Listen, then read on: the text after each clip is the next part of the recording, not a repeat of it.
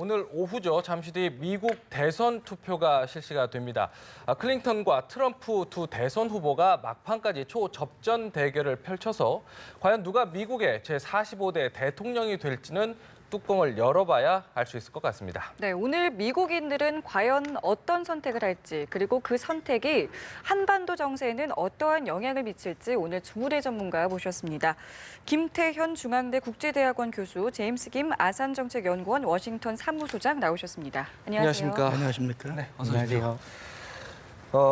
제임스 김 소장님께서는 또 이제 대선 토론 때 한번 뵙고 또 오랜만에 뵀는데 지금 뭐 그동안에 대선 토론도 계속 보셨고 그동안에 어떤 여론조사 상황도 좀 지켜보셨기 때문에 일단 궁금한 건 결과가 궁금합니다. 어떻게 좀 예측을 하시나요? 글쎄요, 뭐 선거 결과는 끝을 봐야 알 수 있으니까 네. 아직은 뭐 두고 봐야 되겠지만 클린턴 후보가 전적으로 평균적으로 한 4%에서 6% 정도 지금 압도적입니다. 예. 이런 면에서 뭐 경합주들도 나중에 이제 좀 얘기를 해야 될 텐데요.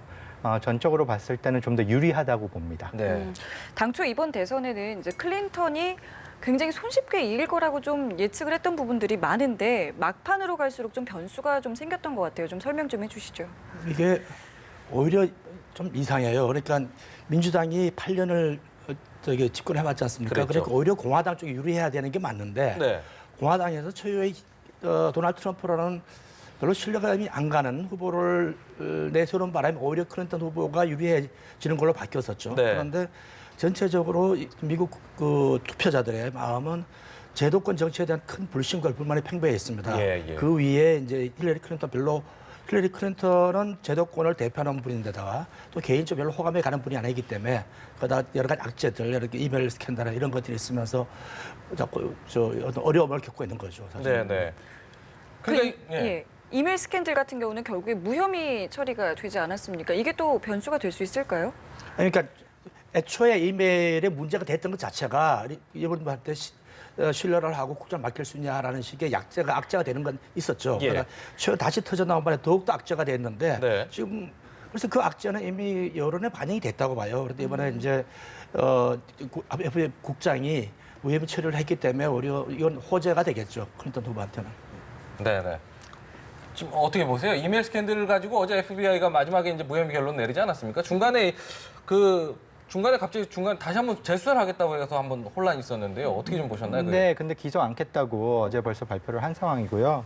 벌써 뭐 변수로 작용을 했다면 했을 것입니다. 뭐 교수님께서도 말씀하신 것과 같이 사전 투표는 뭐 9월부터 벌써 진행된 상황이고 예. 그래도 모든 데이터를 봤을 때 판이 바뀌었다고 얘기하기는 좀 어려워요. 왜냐하면 격차는 줄어들었어도 순위는 바뀌지가 않았기 때문에 네네. 어디까지나 제가 아까 전에 말씀드린 대로 클린턴 후보가 좀 더 유리해 보인다고 생각됩니다. 그런데요, 트럼프가 과거에도 계속 얘기하면서 계속 나 이번 대선 결과 불복할 거다 얘기했거든요.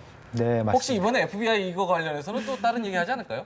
글쎄요, 뭐 두고 봐야 되겠죠. 네. 근데 뭐 소송을 하겠다라는 얘기도 있었고, 예. 그 다음에 몇몇 의원들은 이 이메일이나 또는 클린턴 재단을 문제 삼아가지고 조사를 시작하겠다 내년부터 그러한 말도 한 상황이기 때문에 예. 이 문제가 지금 이번 선거로 인해서 그냥 끝날 것 같지는 않습니다. 네. 자, 그 미국의 대통령 선거제도를 좀 보면요. 우리랑은 좀 다른 게 네. 아무리 많은 표를 받아도 사실상 승자는 다른 사람이 될 수 있는 부분이 있더라고요. 이 예. 부분에 대해서 좀 설명 좀 해주세요.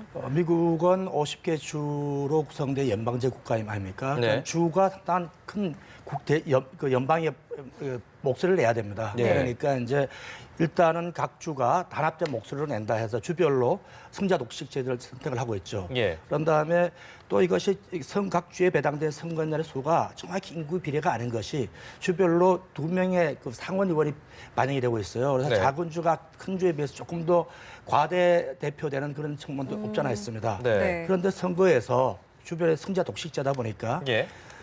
질 때는 크게 지는데 예. 이길 때는 작게 이기면 사실은 그 전체적으로 투표는 낮으면서도 대통령이 될 수 있는 여지가 있죠. 예. 그런 게 2000년에 나타났던 선례가 있죠. 알고 후보하고 그랬죠. 부시 후보 때. 예.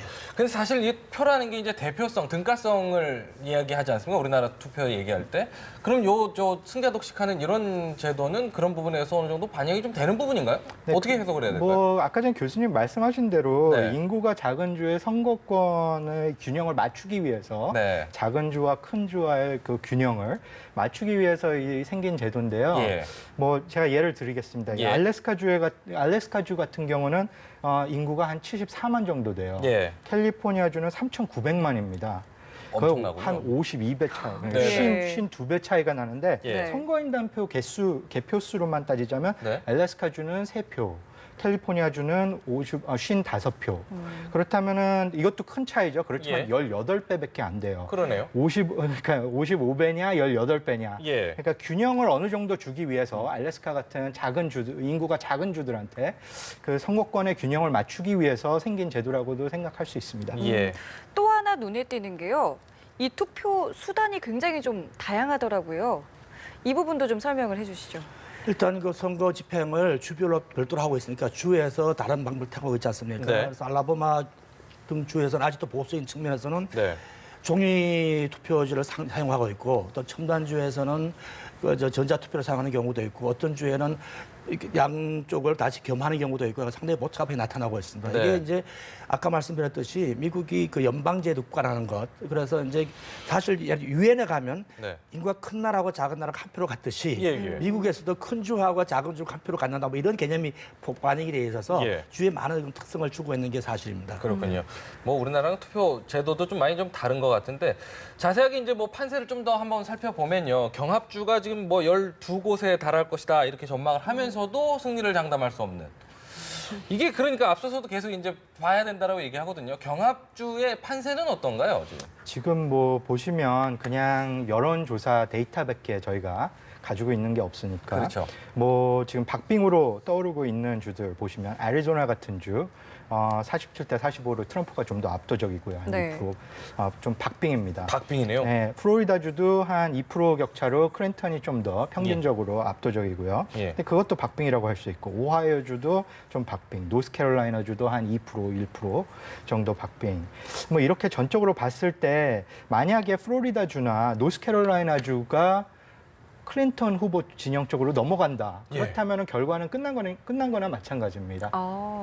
그 또 하나 또 궁금한 게요. 우리나라 대선을 앞두고도 보통 날씨 이야기도 많이 하고 투표율 그렇죠. 이야기도 많이 하지 않습니까? 그렇죠. 미국도 비슷할 것 같은데 이 투표율이 만약에 높게 되면은 누구한테 유리하게 될까요? 전적으로 지금 투표율을 높이려고 하고 있는 진영이 클린턴 후보 진영입니다. 왜냐하면은 소수 유권자들과 여성들의 투표가 좀 더 높았으면 하는 좀 바람이 있어요. 네. 예. 그래서 지금 투표율을 올리려고 하고는 있는데 뭐 아까 전에 교수님 말씀하신 대로 이제 주마다 이 투표하는 방식이 선거에 참여하는 방식이 다르니까 예. 예를 들어서 뭐 오레곤주나 워싱턴주 또 콜로라도주는 그냥 우편 투표입니다. 그러니까 사전에 그냥 나가질 않고 선거날 그냥 편지로 하는 방식이에요. 네. 그래서 이게 주마다 상황이 다를 수도 있기 때문에 뭐 날씨도 한 가지의 뭐 변수로 작용할 수 있고 네. 여러 가지 또 문제가 있을 수 있는 그런 요소들이 있기 때문에 예. 이 주마다 또 이 참여 방식 자체가 다르기 다르기 때문에 때문에. 네, 지금 예상하기에는 좀 예측하기로는 좀 약간. 예. 근데 주로 평균적으로 한 55%에서 한 60% 정도가 네. 이제 평균 참여율입니다. 지금 보면은 우리나라도 이제 사전 투표라는 거 하잖아요. 예, 예. 근데 미국 같은 경우도 조기 투표를 했는데 이번에는 좀 열기가 좀 뜨거웠다면서요. 그 4천 명에 달하는 투표, 그러니까 총 유권자의 한 27%가 이미 사전 투표를 했다는 보도를 보고 있거든요. 예. 근데 특히 이제 플로리다주 같은 경우에는 그 히스패닉계들 지금 저 클린턴이 크게 기대를 하고 있는 쪽인데 사전 투표이 높아서 아까 우리 김 박사님 말씀하셨듯이 플로리다 아주 대표적인 그 경합주란 말이죠. 예, 이게 예. 지금 공화당이 크게 기대를 하고 있는 쪽인데 만약에 민주당에서 플로리다를 선거의 날이 무려 29표나 되니까 네네. 가져가면 끝난다라고 볼 정도예요. 그래서 예. 이제 그것 때문에 상당히 이제 촉각을 곤두세우고 있는 측면들이 있죠. 네네. 조기 투표 그 기간 당시에 그 이슈가 뭐였느냐도 중요하잖아요. 그러니까 그 이슈가 바로 저 FBI 네, 수사 네. 제기였지 딱 않습니까? 그 시기였잖아요. 예, 예. 네. 그게 어떤 형태로 반영이 됐을까? 만약에 네. 클린턴 후보라 그러면 이제 다시 기소 안 하기로 한 결정이 내린 지금이 오히려 낫다고 생각할 수도 있겠는데 예. 만약 히스패닉 쪽에서는 어쨌든 그거랑 상관없이 예. 그 힐러리 클린턴 후보를 찍기로 마음을 먹은 사람들이 많을 테니까 예. 이민 문제나 네. 이런 게 있어서 네. 만약 히스패닉 걔가 많이 간 결과 조기 투표율이 높아졌다 그렇다 그러면 뭐 클린턴 후보에게 별로 불리한 건 아닌 거라고 생각이 듭니다. 예, 네. 그렇군요. 자, 저희가 처음에 누가 이제 승리할 것이냐고 여쭤봤는데 그렇다면 승자는 언제쯤 윤곽이 드러나는지 짧게 좀 부탁드릴게요. 네, 미국이 하도 큰 나라라서 투표는 아침부터 이제 진행하지만 예. 뉴욕 그 동부 지역하고 서부 지역의 시간 격차가 좀 있습니다. 네. 아까 전에 말씀드렸던 대로 여러 이제 그 주요 경합주들이 동부 쪽에 있다 보니까 예. 만약에 플로리다주 같은 결과가 좀 일찍 나온다. 그렇다면 저희 나라 시간으로 내일 아침경 네. 플로리다가 만약에 클린턴 후보 쪽으로 넘어갔다라는 네. 결과가 나온다 하면은 아마 그때는 뭐 그냥 민주당 후보의 승리라고 말하는 게 맞는 것 같습니다. 근데 만약에 플로리다주가 트럼프 후보 쪽으로 넘어갔다. 네. 그렇다면은 점심 오후 시간까지는 기다려 봐야 될 수도 있습니다. 그렇군요. 내일 아침 저희가 이제 보도를 해드릴 수 있느냐 없느냐 거기에 따라서 당선자도 윤곽이 좀 달라질 수 있겠군요. 알겠습니다. 좀 저희가 앞에 이제 다른 뉴스 때문에 시간을 좀 많이 못 드려서 죄송합니다. 오늘 말씀 여기서 마무리하겠습니다. 고맙습니다. 예.